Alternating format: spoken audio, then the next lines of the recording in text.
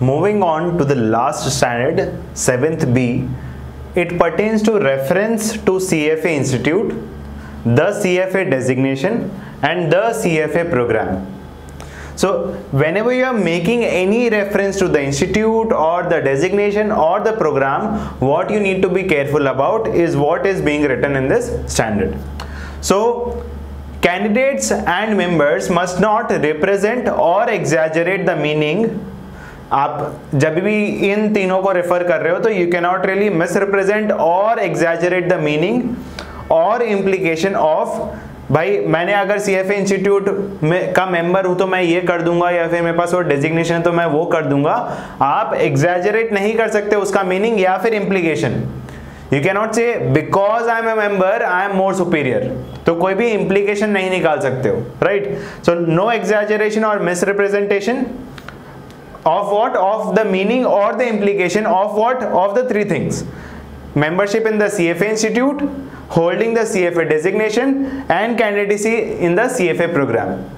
तो membership in the CFA Institute के लिए दो चीजें बोली गई है, that member must do sign PCS annually, जो contract program होता है वो, and pay membership dues annually.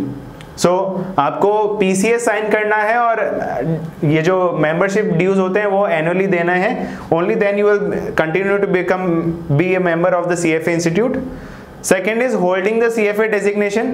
तो you can not really promise और guarantee any superior performance just because you are a CFA, right. So कोई भी आपको designation ऐसा कोई भी आपको गारंटी नहीं देना है just because you have that designation.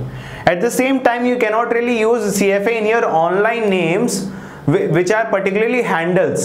ठीक है, CFA.pratikbajaj cannot be my Twitter handle, right?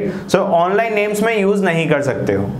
And the last part is candidacy. Candidacy में बोल रखा है there is no partial designation. अगर आप CFA प्रोग्राम में कैंडिडेट हो, you can not really right CFA L2. CFA L2 जैसा कुछ नहीं होता है. CFA L3 candidate might be okay, but you can not really use CFA as a partial designation. ठीक है, पार्शियल डेजिग्नेशन अलाउड नहीं है.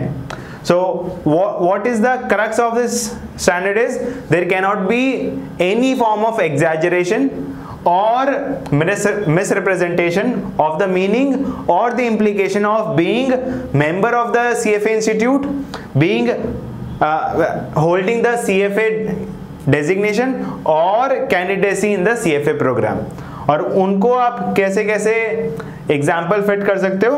PCS आपको एनुअली देना है, मेंबरशिप फी एनुअली देना है, प्रॉमिस और गारंटी नहीं कर सकते हैं, ऑनलाइन नेम्स नहीं रख सकते हैं, and there is nothing like partial designation.